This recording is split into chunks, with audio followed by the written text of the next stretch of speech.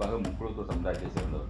இவர்களுக்கு அவங்களோட வரலாறை பற்றி எந்த கவலையும் கிடையாது, அரசியலை பற்றியும் எந்த கவலையும் கிடையாது இந்த முக்குளத்தூர் சமுதாயத்தில் இருக்கக்கூடிய தலைவர்களுக்கு. அப்போ இப்படி உட்காந்துக்கிட்டு நாளைக்கு எங்களுக்கு ஓட்டு கொள்ள முக்குளத்தூர் எவனும் சேரலை அப்படின்னா அப்போ அதையும் சொல்கிறது எவ்வளோ பெரிய ஒரு விஷயம். கொற்றவையோட மைந்தன் கொற்றவையை இன்னைக்கு வரலாற்று தளங்கள்லேருந்து முக்குளத்தூரை அப்புறப்படுத்துகிற வேலைகளை இன்னைக்கு பண்ணிட்டு இருக்காங்க. நிறைய தமிழர்களை முக்கியமாக தமிழர்களோட ஆளுமையில் இருக்கிறவங்க எல்லாருமே பார்த்தீங்கன்னா வரலாற்றுலேருந்து அப்புறப்படுத்துகிற வேலைகளை ஒரு கும்பல் பண்ணிக்கிட்டே காலங்காலமாக கஷ்டப்படுறாங்க. கோயில்களில் நம்மளுடைய தமிழர்கள் தான் அதிகமான பேர் பூசாரிகளாக இருந்திருக்காங்க. அவங்க எல்லாத்தையும் கோயில்களுக்கு அனுப்பியிருக்காங்க. இன்றைக்கி தமிழர்களில் முக்கியமான ஒரு போர்க்குடிகளாக இருந்த முக்குளத்தூர் சமுதாயத்தை மறவர்களை, கள்ளர்களை, அகமுடையார்களை இவர்கள் வரலாற்றுலேருந்து அப்புறப்படுத்து. அதாவது எப்படின்னு பாருங்க, முருகர் தமிழ் கடவுள்னு சொல்கிறீங்க. எவனாவது முருகர் கொற்றவை மைந்தன், அவர் கொற்றவையோட மகனாக வழங்கப்பட்டார். போர்க்குடிகள் அவரை வணங்கினாங்க, மறவர்கள் அவர்களை வணங்கினாங்க அப்படிங்கிறது எப்பனா உத்தரவான. இவருக்கு வணக்கம். இந்தியாவுக்கும் இந்தியர்களுக்கும் என்னுடைய வணக்கத்தை தெரிவித்துக் கொள்கிறேன். பானின் நார்த் தான் யாரு? நம்ம முருகர், நம்ம தமிழ் கடவுள் முருகர் பானின் நார்த் அப்படிங்கிற ஒரு டைட்டில் போட்டு ஒரு ஃபர்ஸ்ட் லுக் போஸ்டரை ரிலீஸ் பண்ணியிருக்காங்க. வார் ஆஃப் காட் அப்படிங்கிற அந்த படத்தோட ப்ரொடியூசர் நாகவம்சி, இந்த படத்தோட டைரக்டர் திருவிக்ரம், நடிகர் ஜூனியர் என்டிஆர் அவர்கள் இந்த படத்தில் ஹீரோவாக நடிக்கார். ஸோ முருகரோட ஒரு வரலாறு நம்ம எடுத்து பண்ணுறோம் அப்படிங்கும்போது அதை எடுத்து பண்ணலாம். யார் வேணாலும் முருகரோட வரலாறு படமாக எடுக்கலாம். அவரோட பக்தி மயமான அவரோட கதையை படமாக எடுக்கிறதுக்கு எல்லாருக்கும் உரிமை இருக்குது. ஆனால் பானின் நார்த்துன்னு போட்டு எடுக்குங்க அப்படின்னா அப்போ ஏதோ ஒரு உள்நோக்கு இருக்குது அப்படிங்கிறதுன்னு அர்த்தம். ஒரு ஃபர்ஸ்ட் லுக் போஸ்டரையே இந்த மாதிரி பானின் நார்த் அப்படின்னு போட்டு இவங்க வடக்கில் பிறந்தாராம், நாங்கள் தென் தமிழகத்தில் வணங்குறோமா. அப்போ இதோட நோக்கம், அப்போ உங்களுக்கு இங்கே படம் எடுக்கிறதோட நோக்கமே ஒரு வரலாற்றை மாற்றுறது தான் அப்படிங்கிறது நமக்கு தெளிவாக தெரியும். நீங்கள் ஒரு படம் எடுத்தீங்க அப்படின்னா எல்லா இடத்துலையும் இந்த படம் ஹிட் ஆகணும், எல்லாருக்கும் போய் சேரணும் அப்படின்னா அதை அப்படியே கொண்டு போகணும். அந்த பானின் நார்த் அப்படின்னு போடுறதோட நோக்கம் என்ன? நார்த்தில் இருக்கிறவங்களே அவர் தமிழ் கடவுள் முருகருங்கிறத ஏற்றுக்கிறாங்க. நார்த்தில் இருக்கிறவங்களே முருகர் அப்படின்னா அவர் தமிழ் கடவுள், தமிழர்கள் அதிகமாக வணங்குவாங்க அப்படிங்கிறத அவர்கள் ஏற்றுக்கொள்கிறார்கள். தமிழ்நாட்டில் இருக்கிறவங்க முருகன் அப்படின்னு கூப்பிடுற வழக்கம் கூட இருக்குது. முருகனா அப்படின்னு கேட்குறாங்க தமிழர்களை பார்த்து. ஸோ அந்த அளவுக்கு இருக்கக்கூடிய முருக வழிபாடை நீங்கள் பானின் நார்த் அப்படின்னு போட்டுட்டு எடுத்து ஒரு படத்தை தமிழ்நாட்டில் ரிலீஸ் பண்ணுவீங்க. எங்கள் தமிழ்நாட்டில் இருக்கிறவங்களாம் கேனப்பே நாங்கள்லாம் வேடிக்கை பார்த்துட்டு நாங்கள் படம் சூப்பராக இருக்குது அப்படின்னு இருப்போம். கை தட்டிட்டு இருப்பாங்களா? தேட்டருக்கு கை தட்டிட்டு அது காசு கொடுத்து எங்கள் வரலாறு நீ தப்பாக எடுப்ப, நாங்கள் காசு கொடுத்து நாங்கள் உனக்கு நாங்கள் சப்போர்ட் பண்ணணுமா? அப்போ இதை ஒட்டுமொத்த தமிழர்களும் இதை சிந்திச்சு பார்க்கணும். இவர்கள் தவற ஏற்கனவே தமிழர்களோட வரலாறு எக்கச்சக்கமானது திருடு போயிடுச்சு. கிட்டத்தட்ட 90% தமிழர்களோட வரலாறு இன்னைக்கு எங்கே இருக்குன்னே தெரியல. தமிழர்களோட தெய்வங்கள்லாம் இன்னைக்கு எங்கே இருக்குது, அதை வழிபடுறதே இல்லை. தமிழர்களோட தெய்வங்கள் எல்லாமே இன்னைக்கு தமிழர்களோட தெய்வமாக இல்லை. ஸோ அந்த அளவுக்கு நம்ம தொலைச்சிட்டு உட்கார்ந்துட்டு இருக்கும்போது கடைசியாக தமிழ் கடவுள் முருகர் மட்டும் தான் தமிழ் கடவுள், நம்மளோட ஆதி தெய்வம் அப்படின்னு சொல்லப்படுகிறது. ஸோ அப்படிப்பட்ட முருகரை முருகரையும் பானின் நார்த் அப்படின்னா அப்போ நாங்கள் உட்காந்து வேடிக்கை பார்த்துட்டு இருக்கணுமா? நீ படம் என்ன வேணாலும் எடுத்துகிட்டு இருப்பேன், நாங்கள் வேடிக்கை பார்த்துட்டு இருக்கணும். ஸோ முருகரை பற்றி நீங்கள் ஒரு படம் எடுக்கிறீங்க அப்படின்னா முருகரை பற்றி ரிசர்ச் பண்ணணும். தமிழ்நாட்டில் தமிழ் இலக்கியங்களில், சங்க இலக்கியங்களில் முருகரை எப்படி சொல்லப்பட்டிருக்கிறது, அதை குறித்து நீங்கள் முருகர் யார் என்ன அப்படிங்கிறத படித்து அதை வச்சு நீங்கள் படம் எடுத்துனீங்கன்னா தமிழர்கள் அனைவருமே அதை கொண்டாடுவாங்க. இப்போ பாருங்கள், முருகர் அப்படிங்கிற போது முருகரோட சங்க இலக்கியங்களில் வேலன் வெறியாட்டம் அப்படின்னு சொல்லப்படுகிறது. அப்போ முருகர் எந்த அளவுக்கு ஒரு ஆக்ரோஷமான ஒரு தெய்வமாக இருந்திருந்தால் வேலன் வெறியாட்டம் அப்படின்னு சொல்லப்பட்டிருக்கு. இன்னைக்கு நம்ம எப்படி கருப்பசாமி சொல்லமாட்ட சாமியெல்லாம் கும்பிடுறோமோ அதே மாதிரி தான் அன்னைக்கு முருகரையும் வணங்கியிருக்காங்க. முருகர் ஒரு போர்க்குடிகளோட ஒரு தெய்வமாக இருந்திருக்கார். குறிஞ்சியும் முல்லையும் முறைமையில் திரிந்து தன்னியல்பு இழந்து பாலை என்னும் ஒரு வடிவம் கொள்ளும் அப்படிங்கிறாங்க. ஸோ அப்போ அந்த பாலை நிலத்தில் வாழக்கூடிய இந்த போர்க்குடி மக்கள் அவர்களோட தெய்வமாக முருகர் ஆதி காலத்தில் இருந்திருக்காரு. இன்னைக்கு படை வீடுகள்னு சொல்கிறாங்கல்ல, அறுபடை வீடுகள். ஸோ அந்த அறுபடை வீடுகளுமே ஒரு படை வீடு தான். படைனா என்ன? போருக்கு போகும்போது அவர்கள் அங்கங்கே தங்குற இடங்கள், அந்த மாதிரியான படை வீடுகள் அப்படின்னு தான் அன்னைக்கு முருகருடைய வீடுகள் அழைக்கப்படுகிறது. அப்போ முருகர் அன்றைய காலத்தில் போர்க்குடிகளோட ஒரு தலைவனாக இருந்திருக்காரு. தமிழர்களோட தலைவனாகவும் தமிழ் மொழிக்கு ஒரு தலைவனாகவும் அன்றைய காலத்தில் இருந்தவர் தான் முருகன் அப்படிங்கிறது நம்மளுக்கு சங்க இலக்கிய பாடல்களில் இருந்து மிக தெளிவாக தெரிகிறது. ஏன்னா போருக்கு ஒரு வெற்றியை கொடுக்கணும் அப்படிங்கிற போது கொற்றவை தெய்வத்தை வணங்கி போருக்கு போகிறாங்க. கொற்றவையை வணங்காமல் போருக்கு போனால் போரில் வெற்றி பெற முடியாது அப்படின்னு சொல்லப்படுகிறது. அப்போ போரில் நின்று சண்டை போடக்கூடிய போரில் வந்து சண்டை போடக்கூடிய, அது மறவர்கள்னு சொன்னாலும் சரி, இங்கே தமிழர்கள்னு சொன்னாலும் சரி, சண்டை போடக்கூடியவர்கள், போரில் வந்து சண்டை போடக்கூடியவர்கள் வந்து மிக மிக வீரமாக சண்டை போடும்போது அது வந்து முருகன் வந்து அப்படி சண்டை போட்ட மாதிரி, முருகனே சண்டை போட்ட மாதிரி இருக்குது, முருகனே போரில் வந்து போர் புரிஞ்ச மாதிரி இருக்குது அப்படின்னு சொல்லி சங்க இலக்கியங்களில் வந்து போற்றப்படுகிறது. போரில் வந்து அவர் சண்டை போடுறத வந்து அந்த காட்சியை வந்து முருகனே வந்து சண்டை போட்ட மாதிரி இருக்குது அப்படின்னு சொல்லப்படுகிறது. அதனால தான் இன்னைக்கும் வந்து சூரசம்ஹாரம் வந்து நடத்தப்படுகிறது. சூரசம்ஹாரம் என்னது? முருகர் போர் செய்தது தானே சூரசம்ஹாரம். சூரபத்மனை வந்து எதிர்த்து முருகர் போர் செய்தது தான் இன்னைக்கு சூரசம்ஹாரமாக கொண்டாடப்படுகிறது. ஸோ அப்படி இருக்கும்போது இதே மாதிரி இந்த போர் காட்சிகள் தமிழ்நாட்டில் நடத்தப்படுகிறது, சூரசம்ஹாரம் நடத்தப்படுகிறது.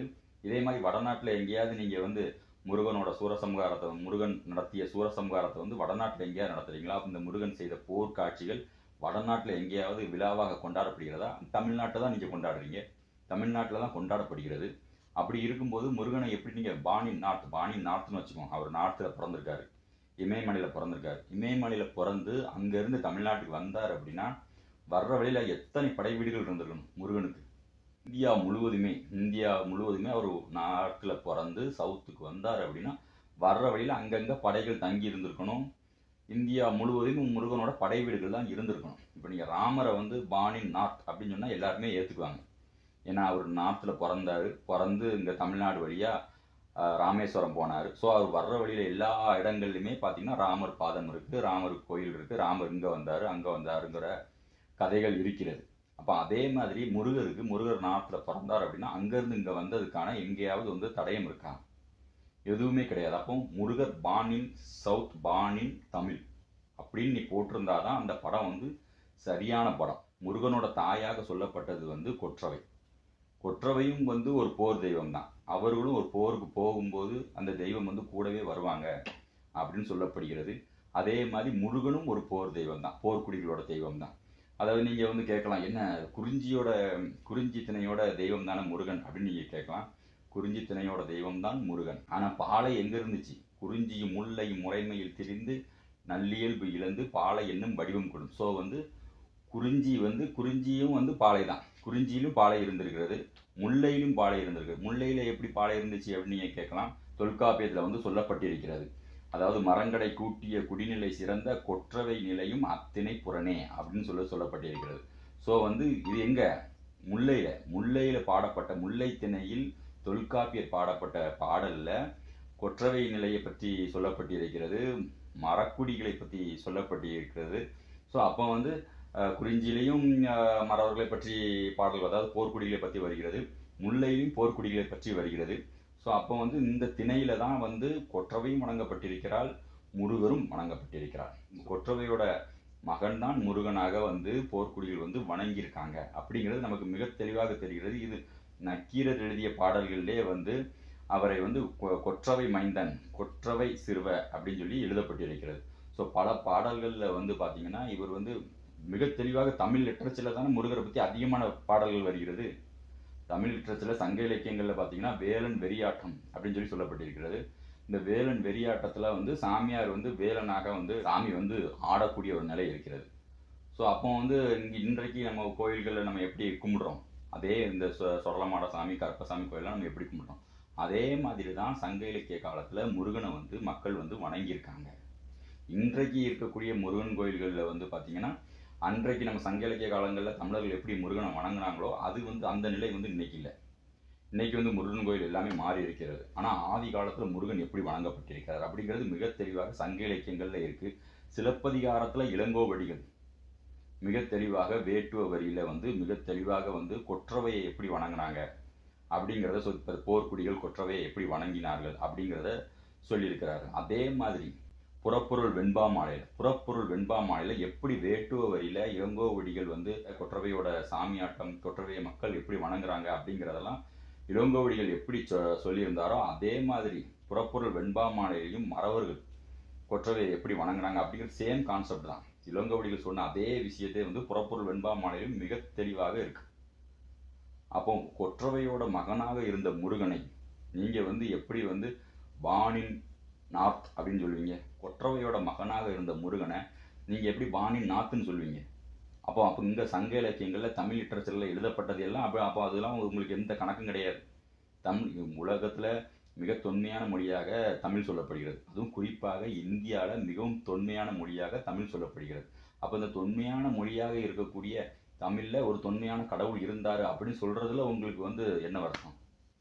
அப்போ நீங்கள் வந்து இங்கே இருக்கிற தமிழர்களோட வரலாறு எல்லாத்தையும் இருட்டடிப்பு பண்ணுறீங்க. அப்போ உங்களுக்கு வந்து தமிழர்களோட வரலாறு, தமிழர்களோட தெய்வம், அதை எல்லாத்தையும் நீங்கள் வந்து மாற்றி காட்டுவீங்க.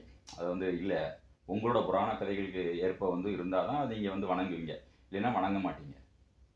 அப்போ தமிழர்கள் வந்து எல்லா தெய்வங்களையும் வணங்கிட்டு தானே இருக்காங்க. இங்கே நாட்டில் பிறந்தாலும் சரி, அது ராமராக இருந்தாலும் சரி, சீதையாக இருந்தாலும் சரி, இன்றைக்கும் தமிழ்நாட்டில் இருக்கக்கூடிய எத்தனையோ பேர்களுக்கு சீதாங்கிற பேர் இருக்கும், ராமன்கிற பேர் இருக்கும், லட்சுமணன்ற பேர் இருக்கும். இதே மாதிரி உங்கள் ஊர்களில் யாருக்காவது முருகர்னு பேர் இருக்கா? வடநாட்டில் யாருக்காவது முருகர்னு பேர் வச்சுருக்கீங்களா? ஸோ அதெல்லாம் நாங்கள் வந்து பெருசுப்படுத்துறது கிடையாது. தமிழர்கள் யாரும் அதையெல்லாம் பெருசுப்படுத்துறது கிடையாது. இந்தியா வந்து ஒருங்கிணைந்த நாடாக இருக்க வேண்டும், இந்து மதம் ஒருங்கிணைந்த மதமாக இருக்க வேண்டும் அப்படிங்கிறதுல எங்களுக்கு மிகப்பெரிய அளவில் அக்கறை இருக்குது. ஆனால் நீங்கள் வந்து தமிழர்களோட வரலாறை இருட்டடிப்பு செய்யும்போது இது எல்லாமே ஒரு கேள்விக்குறியாக மாறும். ஸோ முக்கியமாக வந்து இதை வந்து இன்னைக்கு சீமான் அவர்கள் வந்து இதற்கு மிகப்பெரிய அளவில் ஒரு கண்டனம் தெரிவிச்சிருக்காரு. ஆனால் மற்றபடி யாருமே இதுக்கு வந்து கண்டனம் தெரிவிக்கல. குறிப்பாக முக்குளத்தூர் சமுதாயத்தை சேர்ந்தவர்கள். இவர்களுக்கு வந்து அவங்களோட வரலாறை பற்றி எந்த கவலையும் கிடையாது, அரசியலை பற்றியும் எந்த கவலையும் கிடையாது. இந்த முக்குளத்தூர் சமுதாயத்தில் இருக்கக்கூடிய தலைவர்களுக்கு அவரோட வரலாறை பற்றி எந்த கவலையும் கிடையாது. ஒரு தேடி படிக்கிறது, நம்மளுடைய இளைஞர்களுக்கு போய் சொல்கிறது, நம்ம எவ்வளோ விஷயத்தை வந்து விட்டுட்டு வந்திருக்கோம் அப்படிங்கிறதான் எடுத்து சொல்கிறது, எந்த மாதிரியான கவலையும் கிடையாது. அப்போ இப்படி உட்காந்துக்கிட்டு நாளைக்கு வந்து எங்களுக்கு ஓட்டு போடல, முக்குளத்தூர் கட்சியில் வந்து எவனும் வந்து சேரலை அப்படின்னா அப்போ அதையும் சொல்கிறது. எவ்வளோ பெரிய ஒரு விஷயம். கொற்றவையோட மைந்தன் கொற்றவையை வந்து இன்னைக்கு வரலாற்று தளங்கள்ல இருந்து முக்குளத்தூரை வந்து அப்புறப்படுத்துகிற வேலைகளை வந்து இன்னைக்கு பண்ணிட்டு இருக்காங்க. ஏற்கனவே நிறைய தமிழர்களை வந்து முக்கியமான தமிழர்கள் ஒரு ஆளுமையில் இருந்தவங்க எல்லாரையுமே வந்து பார்த்தீங்கன்னா வரலாற்றுலேருந்து அப்புறப்படுத்துகிற வேலைகளை ஒரு கும்பல் வந்து பண்ணிக்கிட்டே வந்துருக்கு காலங்காலமாக. கோயிலிருந்து அப்புறப்படுத்தினாங்க. கோயில்களில் நம்மளுடைய தமிழர்கள் தான் அதிகமான பேர் பூசாரிகளாக இருந்திருக்காங்க. அவங்க எல்லாத்தையும் இன்னைக்கு கோயிலை விட்டு அப்புறப்படுத்திட்டாங்க. இன்னைக்கு தமிழர்களில் முக்கியமான ஒரு போர்க்குடிகளாக இருந்த முக்குளத்தூர் சமுதாயத்தை, மறவர்களை, கள்ளர்களை, அகமுடையார்களை இவர்கள் வந்து வரலாற்றிலிருந்து அப்புறப்படுத்தணும். அதாவது எப்படின்னு பாருங்க, முருகர் வந்து தமிழ் கடவுள்னு சொல்றீங்க. எவனாவது முருகர் வந்து கொற்றவை மைந்தன், அவர் கொற்றவையோட மகனாக வணங்கப்பட்டார், போர்க்குடிகள் அவரை வணங்கினாங்க, மறவர்கள் அவர்களை வணங்கினாங்க அப்படிங்கிறத எவனாவது பேசுறானா? எவனுமே பேச மாட்டான். குறிப்பாக பாருங்க, குறிஞ்சியும் முல்லையும் முறைமையில் தெரிந்த பாலை, குறிஞ்சியும் முல்லையும் தான் பாலையாக இருந்தது. ஏங்க தொல்காப்பியத்திலே வந்து பார்த்தீங்கன்னா புறத்திணையில வந்து பாலைத்திணையை பற்றி சொல்லப்பட்டிருக்கிறது, கொற்றை வழிபாடை பற்றி சொல்லப்பட்டிருக்கிறது, மரக்குடிகளை பற்றி சொல்லப்பட்டிருக்கு. எவனாவது எடுத்து பேசுகிறானா? எவனுமே எடுத்து பேச மாட்டான். முருகர் வந்து கொற்றவை மைந்தர் அப்படிங்கிறது சங்க இலக்கியங்களில் இருக்குது அப்படிங்கிறத எவனாவது எடுத்து பேசுகிறானா? எவனும் எடுத்து பேச மாட்டான். அப்போ உனக்கே வந்து தமிழர்களுக்குள்ளேயே ஒருவரோட வரலாறை ஒருவர் வந்து இருட்டடிப்பு செய்யணும்னு தோணும்போது வடநாட்டில் இருக்கணும்னு தோணாதா? அவனை குறை சொல்லி என்ன பிரயோஜனம்? நம்ம தமிழர்களுக்குள்ளேயே ஒருத்தன் வந்து உண்மையான வரலாறு நீங்கள் பேச மாட்டிருக்கீங்க.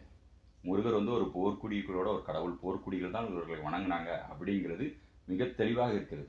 தமிழர் வரலாறு அதை வந்து மிக சிறப்பாக எழுதின பாவனர் வந்து முருகர் வந்து மரக்குடியை சேர்ந்தவர், அவர் கையில் வச்சிருக்க ஆயுதம் எல்லாமே போருக்கு போகும்போது மறவர்கள் வைத்திருக்கிற ஆயுதம் தான் முருகரும் கையில் வேலை வைத்திருக்கிறார் அப்படின்னு சொல்லிட்டு மிக தெளிவாக பாவனர் அவர்கள் தமிழர் வரலாறு அப்படிங்கிறதுல எழுதியிருக்கார்.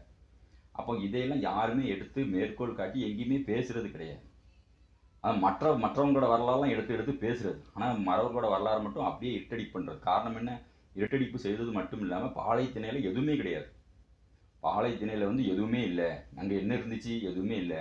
இப்போ பாளையத்திணையில் வந்து எதுவுமே இல்லாமல் அப்போ இவர்கள்லாம் என்ன செஞ்சு கொண்டு இருந்தாங்க அப்படின்னு இப்போ இப்படி பேசுகிறாங்க அப்படின்னா அப்போ மறவர்களுக்கு எந்த வரலாறுமே இல்லைங்கிறதான அர்த்தம். அப்படி தான் இவங்க பேசிகிட்டு இருக்காங்க. அப்போ மறவர்களை வரலாறுல இருந்து ஓரம் கட்டணும், இவர்களே வரலாற்று தலங்கள்ல இருந்து எடுக்கணும் அப்படிங்கிறதுக்காக தான் பாளையில் எதுவுமே இல்லை, பாளையில் எதுவும் இல்லை அப்படின்னு பேசிட்டு இருக்காங்க.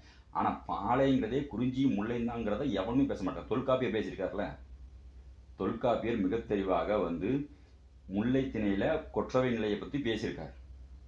கொற்றவை வழிபாடு முல்லையில் இருந்துச்சு, அங்கே மரக்குடிகள் இருந்தாங்க அப்படிங்கிறத தொல்காப்பியர் பேசியிருக்காரு.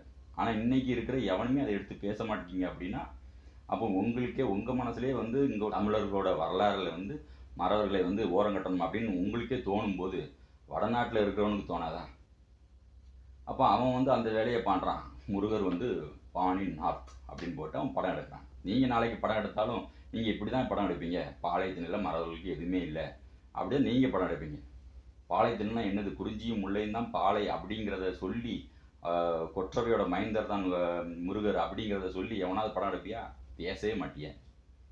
ஸோ உண்மையான வரலாறு நீங்கள் எங்கேயுமே வந்து சொல்ல மாட்டீங்க. அப்போ அடுத்தவன் சொல்லுவான்னு எப்படி எதிர்பார்க்க முடியும்? ஸோ இப்போ வந்து குறிப்பாக எவனோ போராடுவான் அப்படிங்கிறதெல்லாம் இல்லாமல், குறிப்பாக முக்குளத்தூர் சமுதாயத்தை சேர்ந்தவர்கள் இந்த தமிழர்களோட கடவுள், தமிழ் கடவுள் முருகனுக்காக வந்து கண்டிப்பாக கொற்றவை மைந்தனுக்காக நம்ம அனைவருமே வந்து ஒரு மிகப்பெரிய போராட்டத்தை வந்து கட்டமைக்க வேண்டிய ஒரு அவசியம் இருக்குது. ஏன்னா வரலாற்றை வந்து தவறாக எடுத்து நீ படத்தை கொண்டு தமிழ்நாட்டில் ரிலீஸ் பண்ண அப்படின்னா, அப்போ இங்கே இருக்கிற தமிழர்கள் எல்லாரும் வந்து என்ன சொம்பையா அப்படின்னு கேட்க வேண்டிய ஒரு அவசியம் இருக்குது. ஸோ நன்றி. மீண்டும் ஒரு காணொலி நான் உங்களை சந்திக்கிறேன். நான் சந்தன பாண்டியன். ஜெய் ஹிந்த்.